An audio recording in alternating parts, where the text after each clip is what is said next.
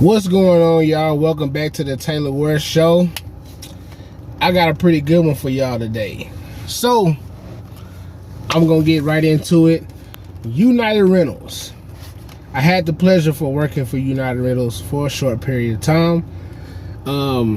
United Rentals, pretty much what the rundown of the company is what this portion, they have different portions. United Rentals have their hands in a whole bunch of different things, but the portion that I wanted to work for was the one that to deliver like rental equipment, like for construction sites, different areas, like scissor lifts,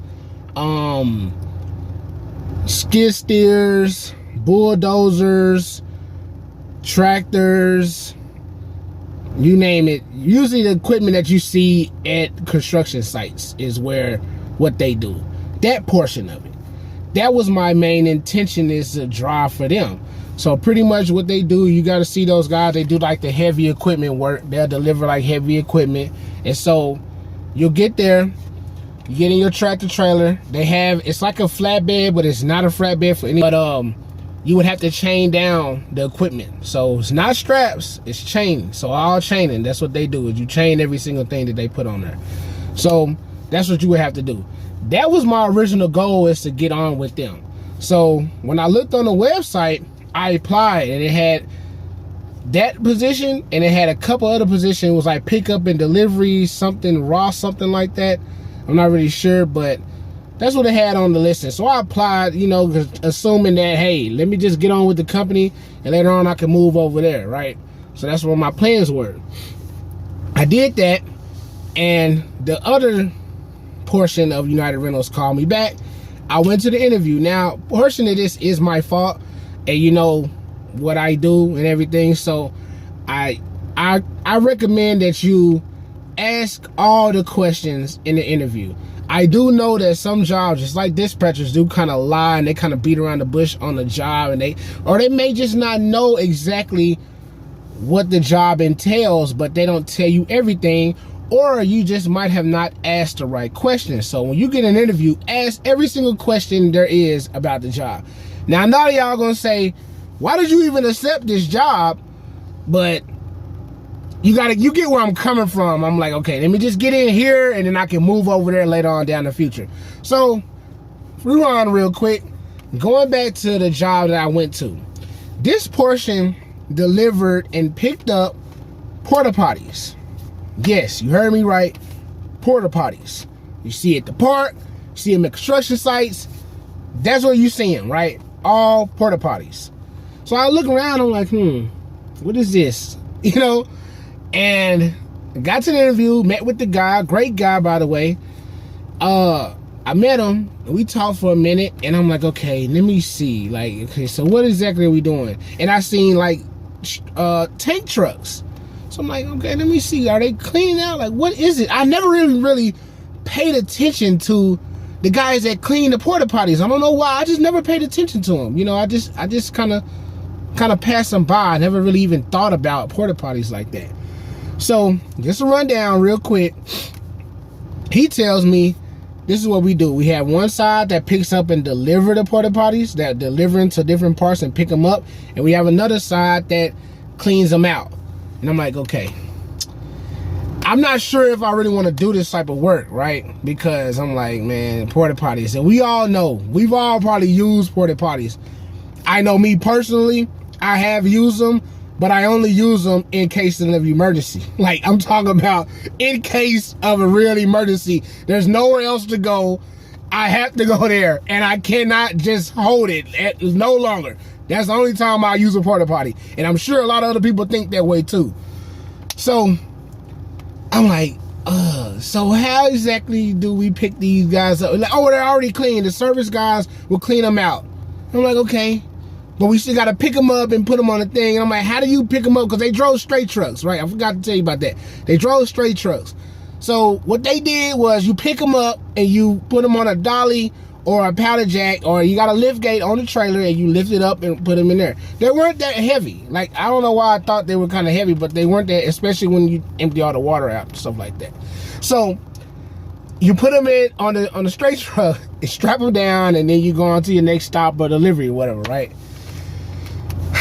So I took the job. I did. I took the job because I'm thinking, okay, look, I'm just going to do this. Hopefully I might just do like 6 months or 3 months or whatever. And I can just transfer it on to the other one. The pay was decent. It wasn't tremendous, but the pay was decent, right? And I got over there. I'm thinking, okay, I'm going to just do this for a while and then hopefully I'll be able to transfer because I've been everywhere and all this. So I'm just, whatever. So to get there, first couple of days, you know, you do your orientation and your I-9s and all this stuff like that, right? So I'm doing all that. Then my third day came up when I was able to go out in the field. So going out in the field is when you really get to see the job. But we kind of did it different. I went with a guy that was, I wouldn't say he's like the office guy, but he was like more of the lead guy, was in charge of the other drivers on this side, right? So I'm like, okay, you know, but we didn't really do that much. We just went to local parks around and picked them up and delivered them. I thought that's what the job was. That's what I thought. So I got there, and in my area, I don't know if you guys, pretty sure you've heard about it. Texas Motor Speedway is a big racing event. It's a big stadium. It's like the Cowboy Stadium where race car drivers go. They do car shows and all that. They service the whole area. As a matter of fact, United Rentals, the Porta Potty division, they service Dallas, they service Fort Worth, I think they service Arlington, but they service a lot of areas. So you go to a lot of different parks and stuff like that, blah, blah, blah. You get to Texas Motor Speedway, there's like hundreds of porta potties there. So that was my first day actually going out and seeing what the job was. And we met up with a service guy and we met up with a pickup and delivery guy. And they say, hey, sometimes the pickup and delivery guys have to pick it up and clean out the toilets too. I'm like, okay, I wasn't really told this in the interview, but all right, you know. So the guy, the supervisor, a real cool guy, got there. And I remember when I first hit the floor, right? I first hit the floor, we got ready to start cleaning them out. They pulled the little hose, so it's a hose that you suck up all the stuff out, right? I assumed in my head that there was a valve that you connect on the back of the porta potty that you just suck it out. That's what I assumed. I did not think that they did it this way. So I got in there and I'm seeing these guys doing that. I'm like, hey, what do you mean? What are you doing? Like, they're going inside, there's a vacuum and you suck it out. You suck all the stuff out. And you standing there looking at it like this. And I'm like, oh man, okay, I don't know if I can do that. Like, that's disgusting. I'm gonna throw up, you know, I don't want anything to splash on my face. That's really not, you know, not sanitary, and I'm gonna panic if something get on me. Now, this is another thing real quick, just to pause on that story. They don't give you the proper PPE for this type of work. Now, they wear hard hats, they give you a uniform, and they give you a voucher for your boots, right? It's all cloth and leather. Now, if something was to get onto your clothes on cloth and leather, it can stick and you can carry that to your house. We don't know what people have nowadays. I don't want nothing carried in my house. I would think that they would provide you with a rubber suit or some type of plastic suit that you can just zip on and off. When you get home, you don't even have to wear it in the car. You have a certain bag that you put it on when you get to work, zip it up, you get off work, zip it down. The hard hats, right? These guys had on bandanas or face masks. That's cloth. So if something get on your bandana, what are you gonna do, right? What are you gonna do? Do you would think they had a face shield, a big face shield over your face like this? Because a hard hat comes right here. You had a big one, not one that comes like that because your mouth is open. A big one to where nothing can get in your face, right? That's what you would think. Big rubber gloves, right? Big black rubber gloves is what you should get. They give you these leather gloves. I wish I had them. Man, I don't really have them. But they were like mechanic type gloves. They weren't really made of rubber. So if you touch anything, you carry that back with you. The boots were made out of leather. Why don't they give you big, long, black rubber boots? Why not? Some of the guys in the yard say, oh, well, somebody slipped and fell, blah, blah, blah. Okay, that might happen, but it's way more safe than to be wearing these leather boots. Like, come on, man. Like, this is crazy. So that's that part, right? I get there to the job. Get there to the job, and they say, all right, man, old school dude, cool dude, right? Cool dude, funny dude. He said, all right, man, we're going to see if you're going to be able to handle this job today. We're going to see if you're going to be able to handle this job. You're going to go in there and suck it out, and that's going to be what you're going to do. If you can't handle it, we can go ahead and stop training you right now, and we can just cut this loose right now so we ain't got to waste our time and your time. I said, all right. So I get there, right? I'm like, all right, let me just try to see what...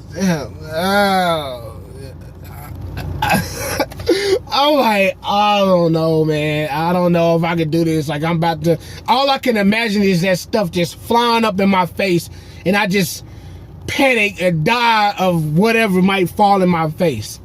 I just could not do it. I just could not do it. And my understanding in the interview is when you have to ask questions, because I did not understand that. You know, I didn't understand it. So I was like, hey, I can't do it. I'm sorry. You know, I can't do it. This is my first one. I was only there for a week. Can't do it. I asked him, hey, is there other position open? Like, well, I can't really give you that position because you already accepted this one and you had to do like 90 days or something like that.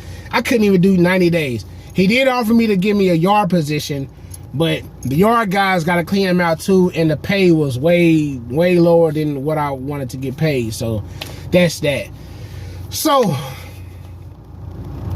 I have nothing bad to say about United Rentals. I have nothing bad to say about that type of account. Somebody's got to do the work. Something to say, nothing bad to say about it at all.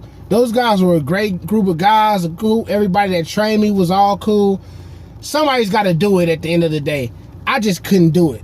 You know, I just could not do it. Supervisor was a cool guy. Everybody was great. You know, I just could not personally do it. So the moral of the story, I'm starting to do this on all my videos.